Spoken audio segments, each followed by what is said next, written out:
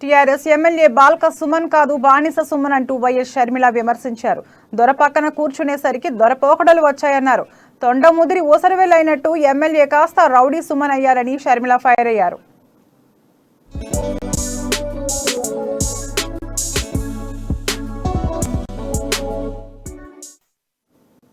మంచిర్యాల జిల్లా చెన్నూరు నియోజకవర్గం భీమారం మండలం కేంద్రంలో ప్రజా ప్రస్థానం పాదయాత్రలో భాగంగా వైఎస్ఆర్టీపీ భారీ బహిరంగ సభ నిర్వహించింది.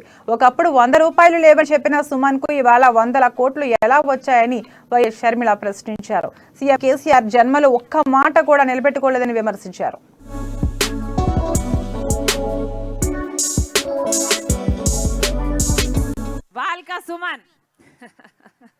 బాల్క సుమన్ తొండముదిరి ఊసరవల్లి అయ్యిందట.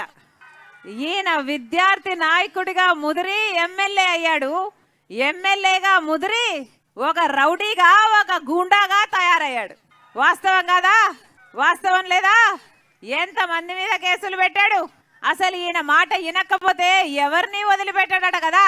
స్వపక్షం ప్రతిపక్షం అన్న తేడా లేకుండా పూర్తి దౌర్జన్యం చేస్తాడట కదా. ప్రాణాలు తీస్తానని బెదిరిస్తాడట కదా. ఎంతమంది మీద కేసులు పెట్టారు. అసలు జర్నలిస్టుని వదిలిపెట్టాడట, ప్రతిపక్షాలని వదిలిపెట్టాడట. అసలు ఏ ఒక్కరిని అసలు సోషల్ మీడియాలో పోస్టులు పెట్టినా కూడా పిలిచి మరీ తన్నిస్తాడట కదా ఈ బాల్క సుమన్. ఎంత గట్టికుడు